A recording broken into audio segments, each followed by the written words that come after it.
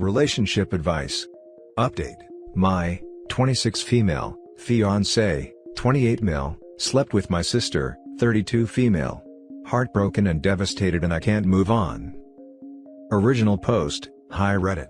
I'm posting here in the hope that someone can give me some advice, share their experiences. I don't know. I'm just completely at a loss. I feel like my heart has been ripped out. My fiancé, let's call him Jake, and I have been together for 7 years. I don't know a life without him. I met him at university, we stayed together past graduation, and moved into a flat which we bought together 2 years ago. He proposed last summer and we were set to wed in July 2017. We have had very few problems until now. My sister, let's call her Sara, is an extremely volatile person. Growing up, I doted on her completely, but she had a lot of personal issues that made her home life turbulent. Her childhood was very different to mine. My parents had very little money, they were on the brink of a divorce, and my dad was physically violent on a number of occasions. Whilst things improved drastically in the years after I was born, she has an abundance of problems that stem back to this. My parents feel a lot of guilt about Sara's upbringing, and used to let her get away with some shocking behavior. Sara had the same boyfriend for as long as I can remember. They dated from when they were 16, and their relationship was toxic. They habitually broke up and got back together. When they were good, they were crazy in love. But more often than not, she would have these insane arguments, sometimes physical, with him, then take out her frustrations and despair on myself and my parents. I remember spending many nights lying by her side in bed while she cried so hard she would retch. After their arguments, she would throw plates and glasses at the wall, hit herself. Sometimes she would hit me and my parents too. It was like he was a drug to her, and she was emotionally stunted and didn't know how to see anything past their relationship. 2 months ago, her boyfriend called things off for good. I don't know what gave, but after nearly 2 decades together, he finally had enough. He booked a one-way ticket to another country, changed his number, deleted all social media profiles, and essentially disappeared from Sara's life. To this day, she still won't explain what caused this, but it was long overdue. To say Sara was devastated is an understatement. She moved out of their shared rented apartment, and in with my parents. I would visit her most days after work, where she would flit in between explosive rage to an almost catatonic silence, staring at the wall with tears streaming down her face. At one point, we were all extremely worried she might seriously harm herself and organized for her to see a therapist, something I had suggested for years. Of course, she backed out days before her appointment, and there were no consequences. She is, after all, a grown woman. She just hasn't changed emotionally in the entire time I've known her, and still acts like a teenager. 2 days ago, I went to visit Sara, who was in bed in her darkened room. I let myself in and attempted to speak to her, telling her about my day at work. She immediately exploded, screaming at me, throwing her pillows across the room, crying uncontrollably. She told me life was unfair. That I had everything and she was left alone to rot. That everything wrong in her life was because she was a bad person. She hurt her boyfriend, she drove him away, she's ruined our family, she slept with Jake and didn't even feel guilty at the time. I initially thought I'd misheard her, but then she said it again. It was like she had poured a bucket of ice water over me. I silently left, shaking. When I got home, Jake was there watching TV. It came out of my mouth the second I saw him, and I could see in his eyes it was true. He broke down, and told me it had happened 3 years ago. Sara had had another blazing row with her boyfriend and decided to drive round to Jake's looking for me. I was at our parents' at the time and Jake attempted to pacify Sara. He comforted her while she sobbed in his arms, and one thing led to another and they had intercourse. I packed an overnight bag while he followed me from room to room, sobbing and telling me it was the worst mistake of his life, that he still has no idea how it happened. That he felt unbelievably guilty the second it was over, that it feels like it wasn't even real. I left him in the doorway begging me not to leave. I've checked into a hotel and have switched my phone off. I don't know what to do, who to tell, where to begin. I feel sick, like this is a bad dream. My heart feels like it's been ripped into a million pieces. For all of Sara's faults, I love her more than anything. It's the two people who are more to me than anyone else in the world. How the hell do I move on from this?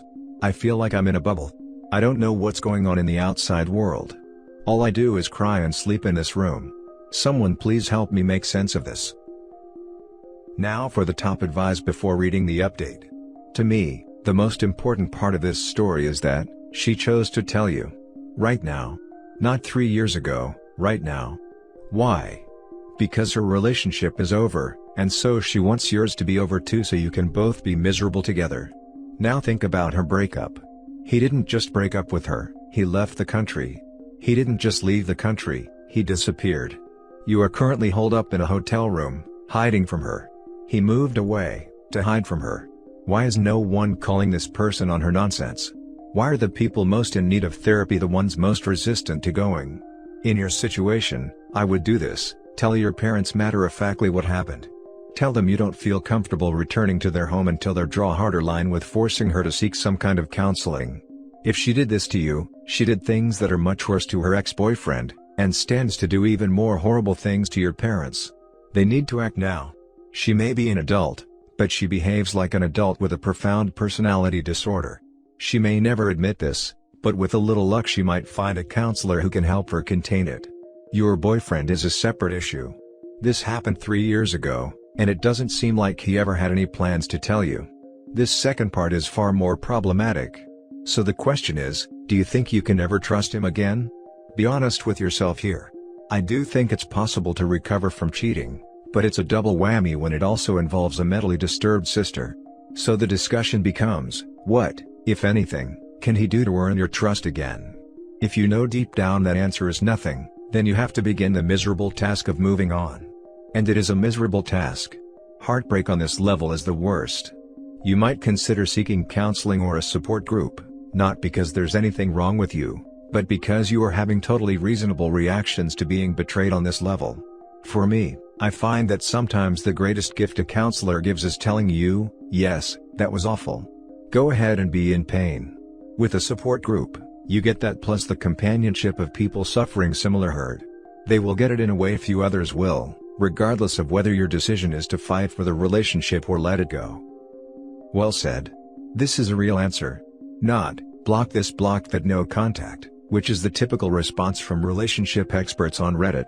Which adds no real value. Adds no real value. I think letting people know that they do have the option to walk away if they need to, is valuable.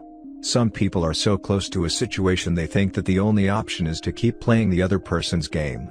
The likelihood that her parents will keep enabling the sisters and/or the sister will refuse to get help is probably high. She can try to convince them that it needs to happen, but she's not obligated to, and if it doesn't work out, she needs to do what is best for her, which would be to get away from her sister. Hurting people find ways to hurt people. You need support. Don't close yourself off to the world.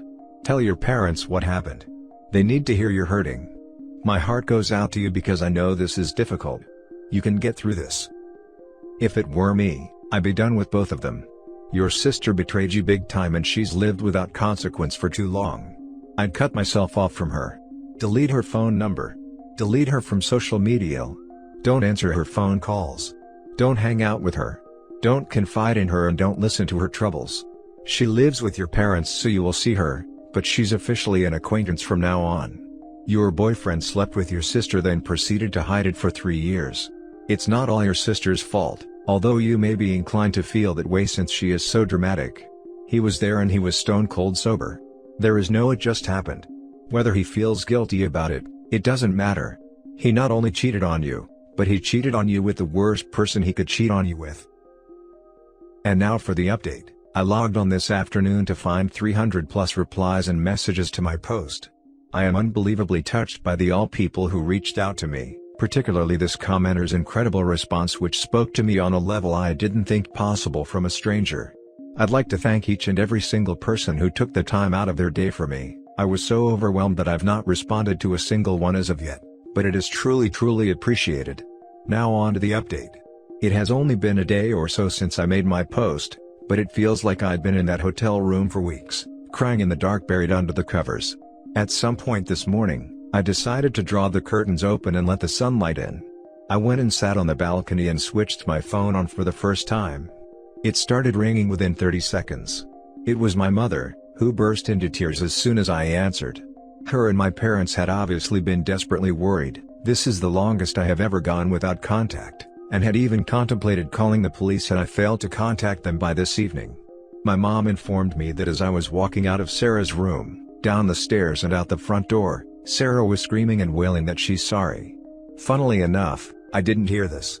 I don't know how. I think I was in such a state of shock that I couldn't process anything around me. Honestly, I can't even remember the drive home. After I shut the door behind me, my mom, who was the only other person at home, rushed into Sarah's room to find her trashing her room and attempting to slash her wrists with a blunt lino cutter of all instruments Sara used to do a lot of art. Obviously, this barely caused a scratch but jump-started my mom into action. She drove Sara to the hospital, where I understand she underwent some sort of assessment and was kept overnight. She has, incredibly, agreed to undergo treatment for whatever it is that is wrong with her. My mom was surprised she was so compliant on the drive down, willingly entering the car and saying nothing other than asking where I am. Sara seems resigned and completely deflated. My mom spoke to me at length for the first time in my life about the hardships they had undergone during Sara's childhood. I am unwilling to go into detail and am still in shock about some of the things I heard. Sara is not devoid of responsibility. She has long surpassed the age where she can blame her childhood for her behavior, but my mom admitted through tears that not sending her to therapy at an early age was the biggest regret of her life so far. I asked my mom if she knew why I had left. She admitted that she had known since Sara's ex left 2 months ago. At this point, I had to struggle not to hang up and I suddenly felt myself going back into that pit. But she begged me to listen. After her ex Harry left, Sara told my mom exactly what had happened. It was not the reason for Harry's departure, although he did know about it. Rather, he had had enough of being Sara's carer, and years of begging her to seek help had fallen on deaf ears one too many times. When Sara informed my mom told Sara I have to know immediately. Sara refused to tell me, and I still don't know why she changed her mind in that moment. My dad doesn't know for anyone wondering, and thinks I've left as I've also finally had enough of Sara's behavior. Now here is where the home truths came out. I asked my mom if she knew the details. She was reluctant to tell me anything, stating that it had happened and that was all I needed to know. But I told her I refused to step foot in the house until I knew everything. She then proceeded to tell me that a few months before they slept together, Sara and Jake had kissed at my dad's 60th birthday party. It was a large family gathering with a lot of alcohol involved. I remember Jake getting very drunk with my cousins. Sara had a crying tantrum prior to arriving, as her and Harry had an argument and he refused to come. She called me sobbing before she arrived. At some point during the night, Jake asked her if she was okay and hugged her, and once again one thing led to another and they shared a kiss in the kitchen. Sara told my mom that they were both immediately remorseful and vowed never to speak of it again. But Sara deliberately sought him out the night they slept together knowing he was unlikely to turn her down. She openly admitted she did it to get back at Harry, who had cheated on her during one of their many infamous breaks. I don't think I even entered her thoughts. At this point, I'd heard enough. We'd spoken on the phone for over 4 hours and I felt mentally drained and physically sick. Any hope I had of salvaging my relationship with Jake has completely gone. I feel the last 3 years have been tainted by their betrayal, and the many years before that I wonder, did he like Sara this whole time? Part of me doesn't even want to know. It's worth noting he has made absolutely no attempt to contact me other than a single text stating, "I'm sorry. Take as long as you need." As if it's inevitable I will come back to him. Things are still up in the air. I don't feel ready to check out of the hotel as I don't know where I'm going to go next. I feel my relationship with my mom has been rocked by these revelations. I don't know what's going to become of Sara. I have no idea what I'm going to do about me and Jake's flat, where I'm going to live. I don't even know if I have a job anymore. I just haven't showed up to work. But I know the truth and the smallest part of me is grateful for that. The rest of me is consumed by a pain I never imagined possible. I guess there's nothing else to do now except wait and see how things unfold. But reading through your comments and messages have been more help than you can imagine. Thank you, thank you, thank you. And for anyone who have ever experienced symptoms like Sara's, or has been around someone who is so visibly troubled, I beg of you, seek help before it's too late. Now for closing comments. I just have no words. What your sister and your fiancé did was beyond cruel. Hugs for OP. And mother. Jeez. Seriously. I don't know how any of these people live with themselves. I know this is difficult, but hear me on this. One of the best things you can do right now is to stop holding up and get back to normal in the one area of your life this drama fest hasn't touched, your job. Resist the temptation to call in sick or to think that you'll get back to work once this is over with. You may need to stay in the hotel, but for your own health, you've got to not let this spiral out of control to the point where it takes down everything else in your life. It's much easier to pick up the pieces when you have some stability, somewhere. Your job is your rock right now. Hang on to it and value it, and be appreciative that you do have something else in your life that isn't tied to all this mess. Yes, God please.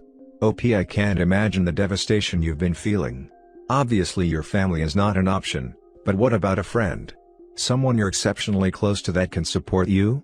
I know you want to curl up and die, and maybe you're feeling ashamed, I don't know. I just know there's a ton of emotions you're going through and you really need to tell someone that you know is on your side. Let a good friend know what's been going on. You haven't talked to anyone, I think it will help if you do. Let that person field your messages, take you to dinner, sleep over, maybe even talk to your work or boss for you. And yeah, regarding work. I really think you should go in. It won't be easy, but it will help you re-establish a sense of normalcy. Please take good care of yourself. I don't think that I would be able to or even want to forgive any of these people, including your mother. I'm so sorry for what you're going through, and wish you the best of luck moving forward. I could forgive the mother if she cuts Sara out. Sara's one of those people who spends her entire life making others miserable. My husband's ex-wife is the same way. Everything she does is for her own benefit at everyone else's expense.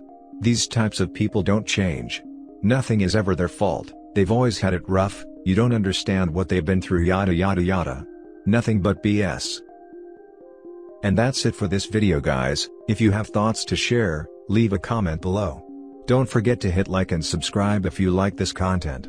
I'll catch you in the next one. Good day everyone.